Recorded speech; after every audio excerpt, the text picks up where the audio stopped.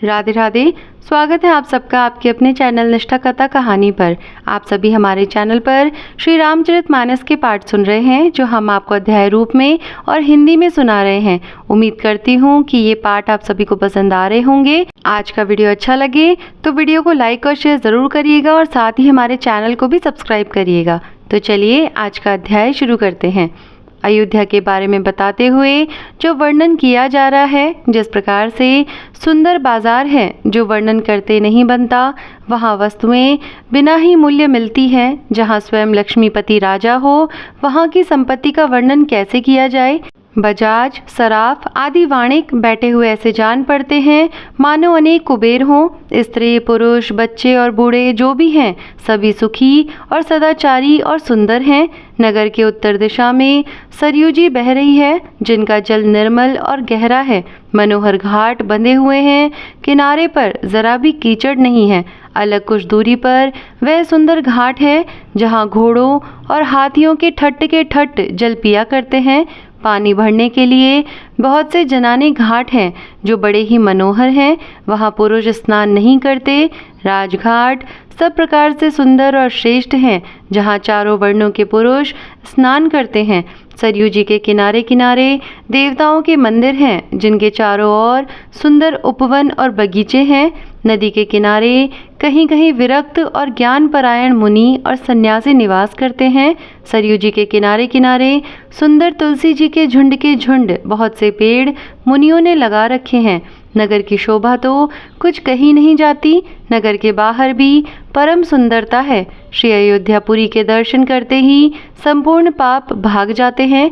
वहाँ वन, उपवन, बावड़ियाँ और तालाब सुशोभित हैं। अनुपम बावड़ियाँ, तालाब और मनोहर तथा विशाल कुएं शोभा दे रहे हैं, जिनकी सुंदर रत्नों की सीढ़ियाँ और निर्मल जल देखकर देवता और मुनि तक मोहित हो जाते हैं। तालाबों में अनेक रंगों के कमल खिल रहे हैं, अनेकों पक्षी कूज रहे हैं और भौरे गुंजार कर रहे हैं।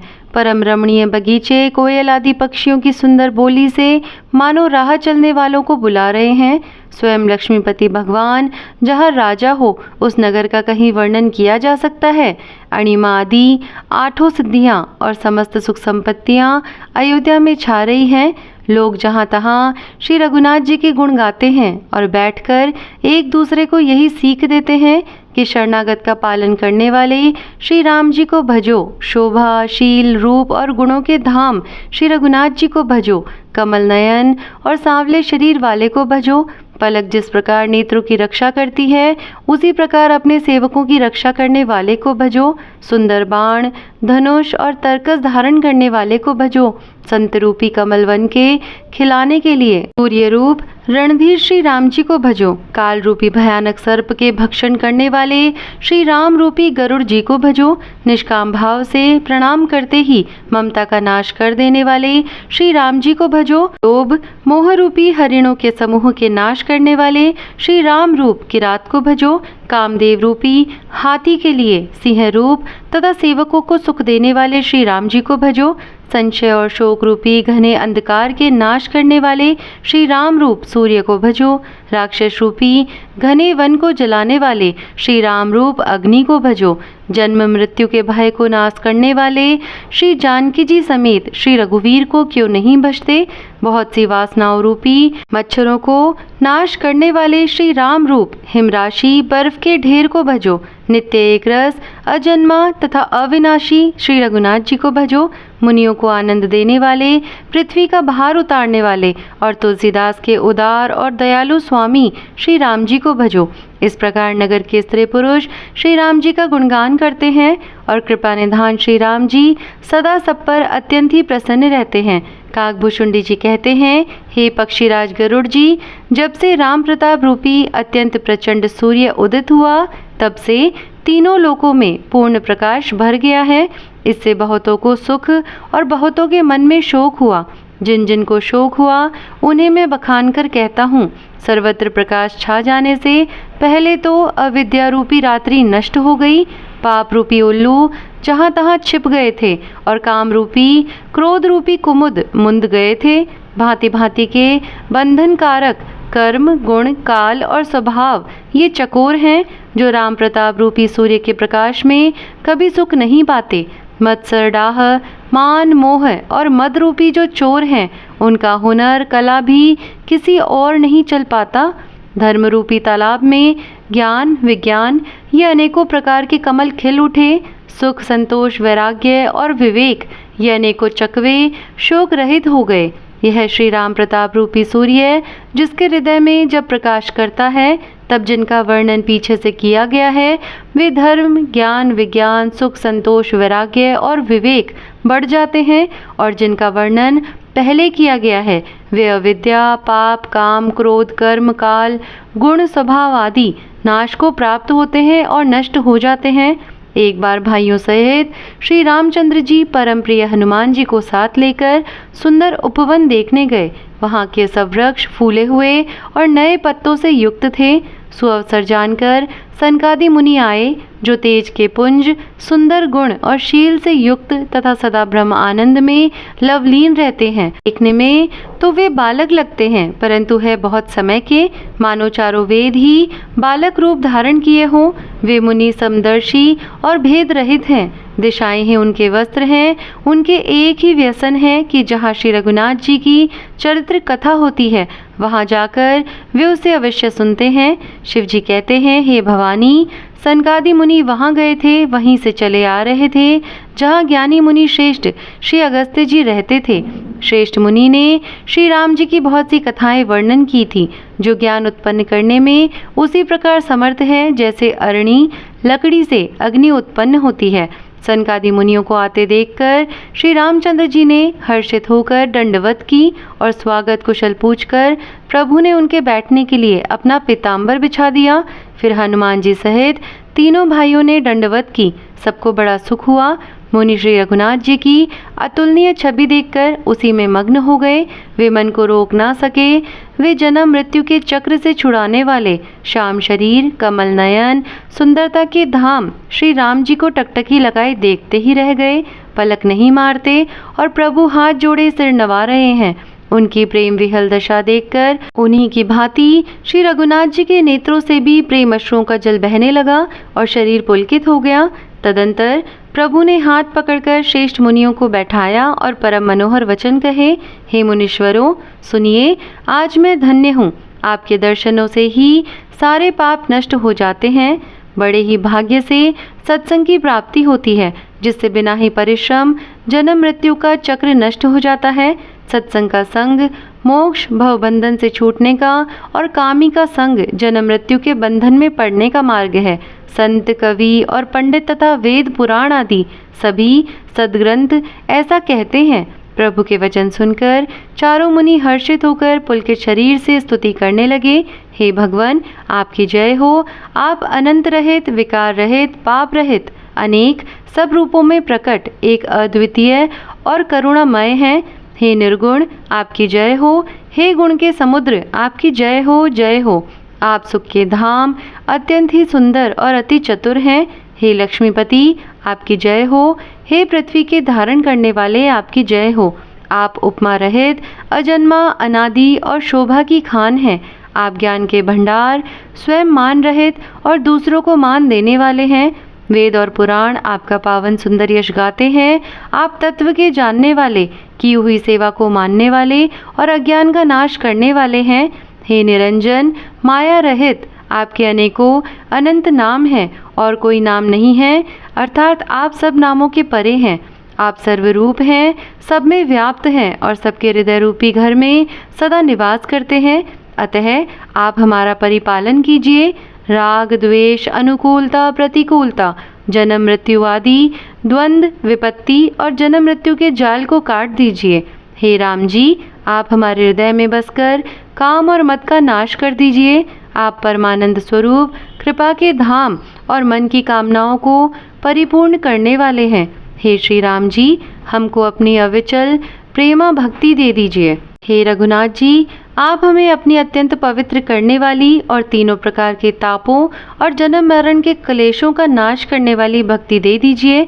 हे शरणागतों की कामना पूर्ण करने के लिए कामधेनु और कल्प वृक्ष रूप प्रभु, प्रसन्न होकर हमें यही वर दीजिए। हे रघुनाथ जी, आप जन्म मृत्यु रूपी समुद्र को सोखने के लिए अगस्त्य मुनि के समान हैं। आप सेवा करने में सुलभ हैं तथा सब सुखों के देने वाले हैं। हे दीन बंधु, मन से उत्पन्न दारुण दुखों का नाश कीजिए और हम में समदृष्टि का विस्तार कीजिए। आप विषयों की आशा, भय और ईर्ष्या आदि के निवारण करने वाले हैं तथा विनय, विवेक और वैराग्य के विस्तार करने वाले हैं। हे राजाओं के शिरोमणि एवं पृथ्वी के भूषण श्री राम जी, जन्म मृत्यु के प्रवाह रूपी नदी के लिए नौका रूप अपनी भक्ति प्रदान कीजिए। हे मुनियों के मन रूपी मानसरोवर में निरंतर निवास करने वाले हंस, आपके चरण कमल ब्रह्मा जी और शिव जी के द्वारा वंदित हैं। आप रघुकुल के केतु, वेद मर्यादा के रक्षक और काल, कर्म, स्वभाव तथा गुण रूपी बंधनों के भक्षक हैं। आप तरण तारण, स्वयं तरे हुए और दूसरों को ताड़ने वाले तथा सब दोषों को हरने वाले हैं।